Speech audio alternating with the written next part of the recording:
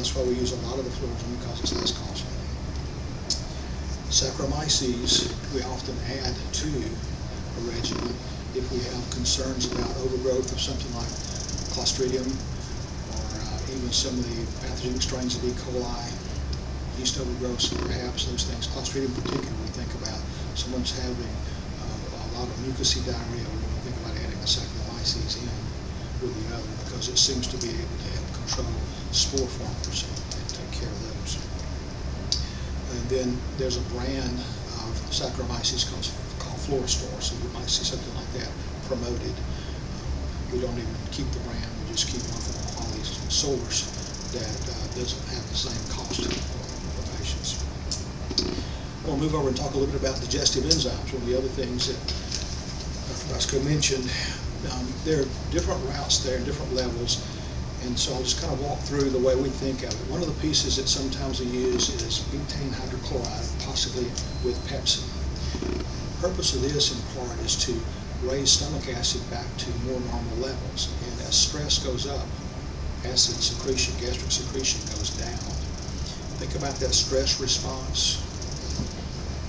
There's only one stress response, by the way, and it's as if there's a bear. And that stress might be a physical stressor or an emotional stressor or a glycemic stressor, blood sugar regulation. But the reaction is the same. The degree and intensity may vary. But if we're running from the bear, it doesn't matter if we digest that last mastodon meal. It matters if we get away. So under crisis, we divert glucose and oxygen to skeletal muscle in the brain so we can survive, but away from non-essential function. And so the greater the stressor chronically, the lower the gastric secretion. So we're unable to break proteins down completely, we're unable to ionize minerals for absorption, we're unable to kill the invaders, the pathogenic microbiotics, microflora that comes in. And so betaine is a way to try to begin to raise stomach acid back up. But if we have a lot of inflammation, we may not be able to manage that. And so we often see other levels. One other level is what I sometimes think of as mimics. And these are combinations of things to raise stomach acid like betaine with pancreatic enzymes, with enzymes like things like oxbile. It's trying to mimic the different levels of our digestive process, what happens in the small intestine, what happens in the stomach. There are individual things like pancreatic enzymes, oxbile, those who maybe have had a gallbladder removed have a hard time emulsifying fats. There are plant-based enzymes that get heavily promoted at times, bromelain, papain. I have used those. I've actually seen more people over time develop sensitivities to those, so I usually don't use them alone very long. That might not be the case for your practice. We use a lot of, and those who are inflamed, we tend to use a lot more enzyme combinations that are extracted from plant sources that don't require or induce pH changes. So they don't make us make more stomach acid while we're inflamed. They don't make us change or release more bicarbonate while we're inflamed. From an enzymatic only standpoint and from an independent of pH, they're just trying to help break foods down more completely so we get better nutrient uptake and less inflammatory consequences from any undigested fractions in our foods. There are homeopathic agents. Homeopathy is a form of medicine that uses extreme dilutions of natural agents to try to trigger a change in the body's response. So it's not a drug to make something, to mask something or do something to us. It's a very tiny amount of something to stimulate a response in the body. So there are homeopathics that are used at times to increase secretion, help the body do a better job on its own. Let's talk about vitamin D for a minute. People in equatorial regions of the world who work outdoors with little clothing can make between 10 and 20,000 units of vitamin D per day in the skin. And yet we tend to live indoors and wear clothes. When we go out, we're told to use sunscreens, that the sun is our enemy, which I don't agree with at all. There's even some studies that show that using soap within 36 hours of sun exposure may be breaking down the vitamin D precursors in the skin. Vitamin D, by the way, is made from cholesterol. We have a multi-billion-dollar industry trying to attack cholesterol as an enemy. Cholesterol is what we make our steroid hormones from. What we make vitamin D from is neuroprotective. It's necessary. necessary for life. When cholesterol goes up, the body's doing that on purpose, trying to accomplish something. You no longer need to accomplish that because you got insulin down as an inflammatory marker. You're no longer driving that inflammation to the same degree. Lose my trail here. Very easy for me to do, often tangents. But people are able to make a lot. I think we're supposed to live outdoors with no clothes and smell bad. I doubt that it's going to happen anytime soon. You haven't seen some of my pictures. But I think that would benefit us.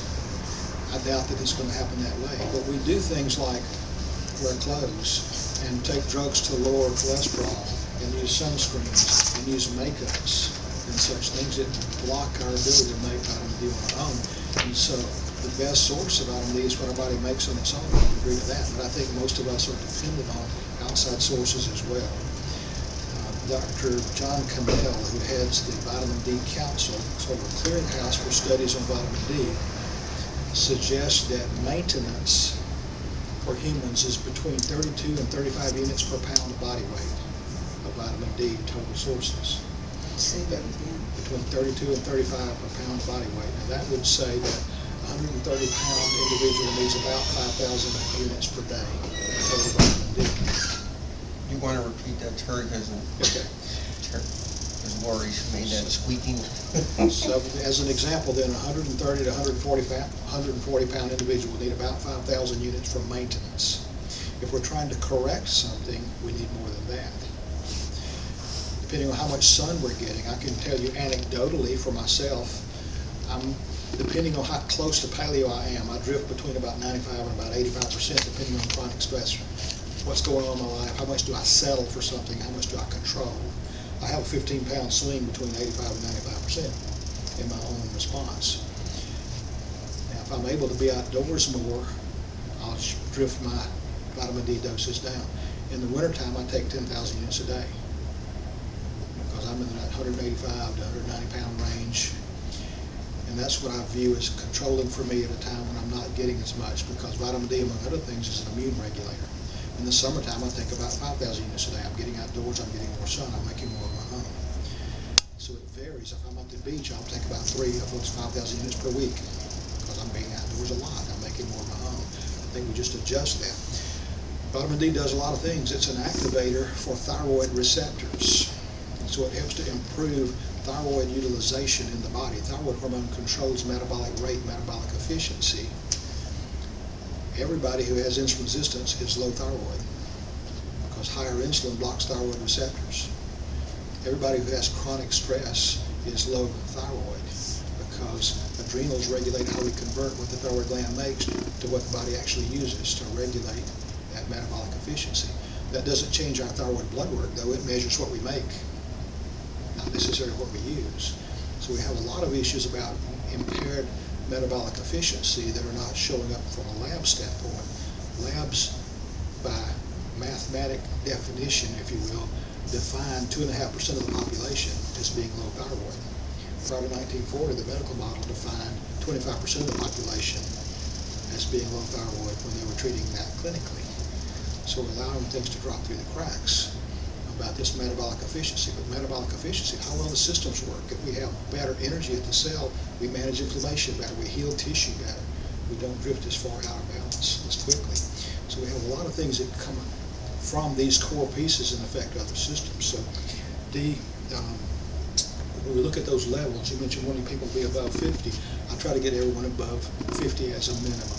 I think that statistically it's interesting that that range of 30 to 100 that our labs say, statistically when that number is above 60, it correlates, and I know this is correlation, not cause, it correlates with an 80% lower incidence of breast cancer and a 70% lower incidence of colon cancer. So I think it's important that we have adequate vitamin D levels. The Dr. Cannell, who runs that Vitamin D Council, has written about reversing autistic tendencies in children by taking levels above 100 up to around 150 because he thinks it's neuroprotective and manages neurological inflammation. So I'm not encouraging that in anyone, but I think we need to be at least above 50 to be at a point where we're protecting for ourselves. There's even some evidence that a mother who's breastfeeding and her levels are below 40 is not transferring vitamin D to the child. And so I think it's very important that we manage how the body is supposed to work. We're created to live in this world, not to be protected from this world. Vitamin D is an immune regulator. I mentioned it helps reduce inflammation directly, and it helps to maintain the mucosal barrier in the gastrointestinal tract. So it's very direct for issues related to the colon and the gastrointestinal tract overall. Let's talk a little bit about fish oils. And I'm trying very hard to take these few things and cram them in because I can talk too long on one of them. Fish oils supplementally are a primary source of bringing on board EPA and DHA. These are omega-3 fatty acids that are called essential for us, that we require for structure and function, and that we cannot make. EPA is a precursor at the cell for transient hormones called eicosanoids that block inflammation. This is in opposition to arachidonic acid, one of the omega-6s at the cell, that's a precursor for eicosanoids that trigger inflammation. We have this balance going on, this tension all the time, because inflammation is part of repair. We don't want inflammation to be out of control. Dr. Barry Sears at Harvard, who's written books about diet, the Zone diet books, which are all focused on managing inflammation, several years ago had a lab in Canada develop a test to measure the ratio between arachidonic acid and EPA as a marker for inflammation systemically. They were smart enough to go around the world to get samples from different cultures to decide what was normal. They found that the cultures with the greatest longevity and lowest incidence of chronic disease, that their arachidonic acid to EPA ratio was between 1.5 and 3. And the average American was 11. And those with chronic disease could be as high as 30. We're not managing that process at the cell surface very well. And the biggest part of that is our cultural diet. The amount of EPA and DHA in our cultural diet has declined about 95% in the last 100 years because the food processing industry learned how to make oil from seeds and moved us away from animal fats and over to vegetable oils. Promoted as if it were a benefit to us, the biggest benefit was that it would stay stable on the shelf and not go rancid. So it was more profitable for the industry, more convenient for us. So we've traded our ability to manage inflammation and our cell membrane structure for the convenience of having something that sits on the shelf.